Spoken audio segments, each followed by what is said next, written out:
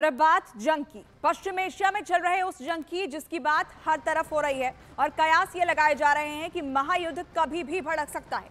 लेकिन दुनिया में कोई भी जंग हो, उसकी कीमत चुकानी पड़ती है। इजरायल और हमास के बीच शुरू हुई जंग में अब तक कई देश कीमत चुका रहे हैं।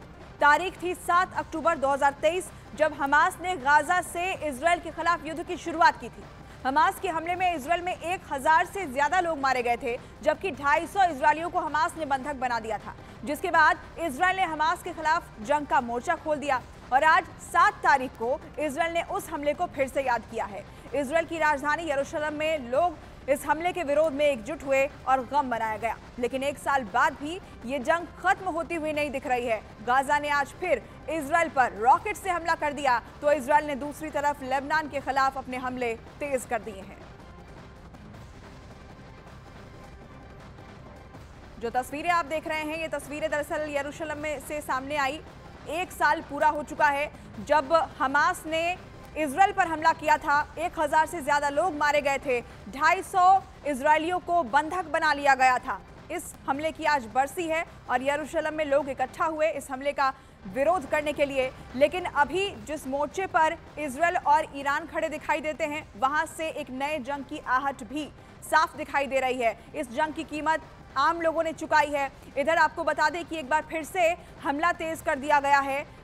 हमास की तरफ से एक बार फिर हमला किया गया। एक साल बाद भी ये जंग इसलिए खत्म नहीं होती दिख रही क्योंकि गाजा ने आज फिर इजरायल पर रॉकेट से अटैक किया तो इजरायल ने दूसरी तरफ लेबनान के खिलाफ अपने हमले पहले के मुकाबले और तेज कर दिए हैं।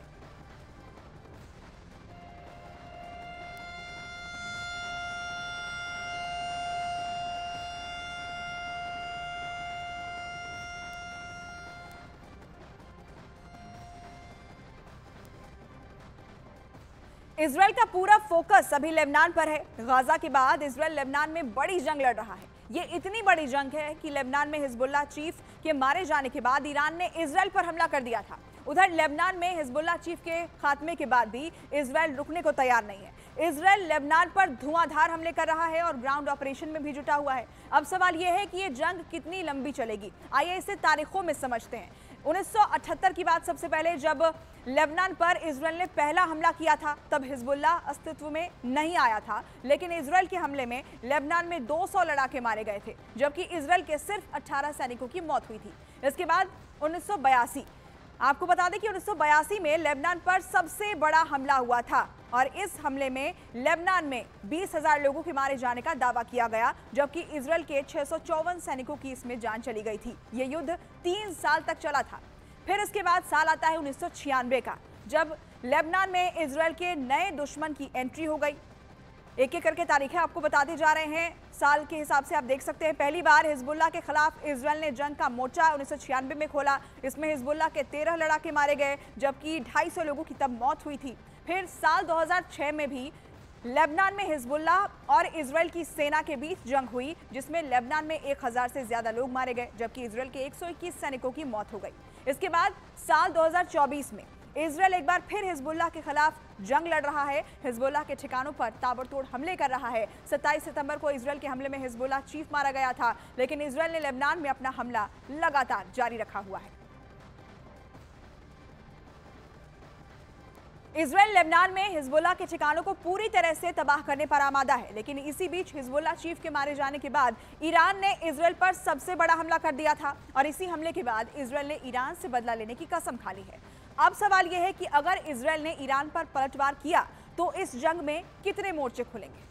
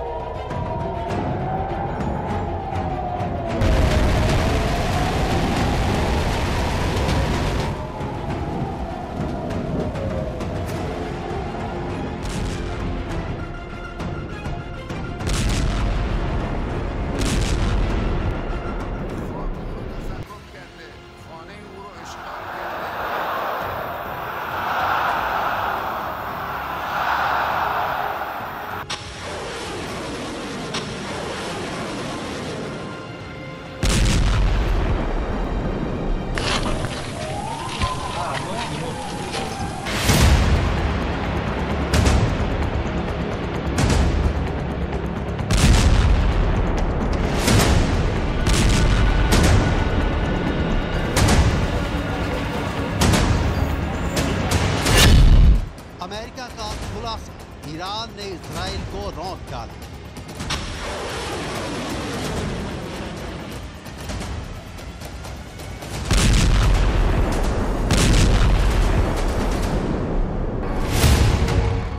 अक्टूबर 2024 दिन मंगलवार को पूरी दुनिया ने देखा कि ईरान ने लंबी दूरी की घातक बैलिस्टिक मिसाइलों से कैसे दक्षिणी और मध्य इजराइल में मौजूद इजराइल के सैन्य ठिकानों को रौंद डाला।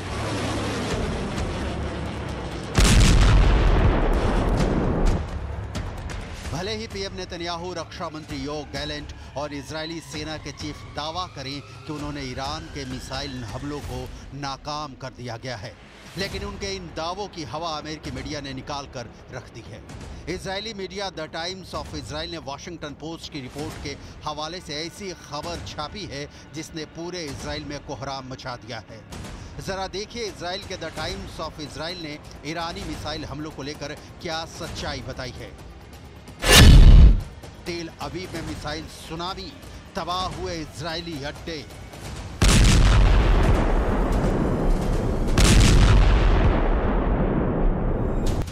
द टाइम्स ऑफ इजराइल में दावा किया गया है कि वॉशिंगटन पोस्ट ने रिपोर्ट छापी है कि 1 अक्टूबर को ईरान ने इजराइल पर लगभग 200 बैलिस्टिक मिसाइलों से हमला किया, जिसमें 2 दर्जन से ज्यादा मिसाइलों ने इजराइल के एयर डिफेंस सिस्टम को पूरी तरह से भेद दिया। रिपोर्ट में दावा किया गया है कि ईरान की लगभग 25 मिसाइलों ने इजराइल के 3 सैन्य ठिकानों और मोसाद के हेडक्वार्टर को निशाना बनाया है। दावों के मुताबिक ईरान की 20 बैलिस्टिक मिसाइलों ने दक्षिणी इजराइल में नेवातिम एयरबेस पर भारी तबाही मचाई है। नेवातिम एयरबेस से भी इजराइल के F-15 फाइटर जेट्स ने नसरल्लाह को मारने के लिए उड़ान भरी थी, जबकि ईरान की 3 बैलिस्टिक मिसाइलें मध्य इजराइल में सैन्य ठिकाने तेल नोफ बेस पर गिरी।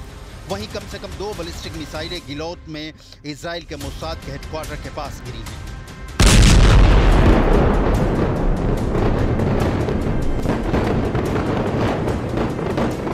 سال گذشته همین ایام تقریبا انجام گرفت یک حرکت درست منطقی قانونی بین المللی بود و حق با فلسطینی ها بود. खौफ में इजराइल खामनेई का मिसाइल ट्रेलर। 1 अक्टूबर को ईरान ने बैलिस्टिक मिसाइलों से इजराइल पर हमला किया था। ईरान ने इस हमले को ऑपरेशन टू प्रॉमिस 2 नाम दिया है। फतह 1 और फतह 2 बैलिस्टिक मिसाइलों से सबसे ज्यादा नुकसान इजराइल को हुआ है।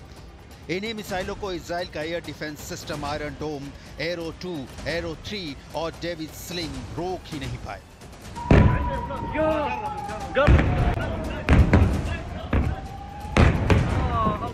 ईरान के सुप्रीम लीडर अली खामनेई भी 4 अक्टूबर को दावा कर चुके हैं कि ईरान का मिसाइल हमला शानदार रहा है। लगभग 5 साल बाद हजारों ईरानियों के बीच में खामनेई ने ऐलान किया कि ये तो अभी इजराइल ने ईरान का मिसाइल ट्रेलर देखा है। अगर जरूरत पड़ी तो ईरान इजराइल के वजूद को मिटाने के लिए बहुत बड़ा मिसाइल हमला कर सकता है। हम आपको दिखाते हैं कि ईरान को अपनी मिसाइल ताकत पर इतना जबरदस्त भरोसा कैसे है कि वो अमेरिका, इजराइल, पश्चिमी और यूरोपीय देशों को एक साथ धमका रहा है। जरा ये वीडियो देखिए। ये वो ईरानी मिसाइलें हैं जिनके दम पर इजराइल पर हमला किया गया है। वीडियो में आप साफ देख सकते हैं कि अली खामनेई ने 10 महीने पहले ही ईरान की एक मिसाइल की पूरी जानकारी अपने टॉप कमांडो और जनरलों से लेना शुरू कर दी थी। खामनेई को अंदाजा लग गया था कि गाजा युद्ध पहले लेबनान तक पहुंचेगा और उसके बाद उसकी आग ईरान तक पहुंचेगी। वीडियो में साफ देखा जा सकता है कि खामनेई ईरान की घातक मिसाइलों को देखकर काफी जोश में दिख रहे हैं। क्रूज, बैलिस्टिक और हाइपरसोनिक मिसाइलों को खामनेई एक के बाद एक देखते जा रहे हैं। वीडियो लगभग 10 महीने पहले का है। इस वीडियो में खामनेई को ईरानी सेना के चीफ और टॉप कमांडर ईरान की मिसाइलों के अलावा आत्मघाती ड्रोन के बारे में बता रहे हैं। खामनेई ने 10 महीने पहले ही अंदाजा लगा लिया था कि उन्हें इजराइल जैसे दुश्मनों पर बहुत बड़े पैमाने पर मिसाइल हमले करने पड़ सकते हैं और अब ईरान इन्हीं मिसाइलों से इजराइल पर भीषण हमले कर रहा है।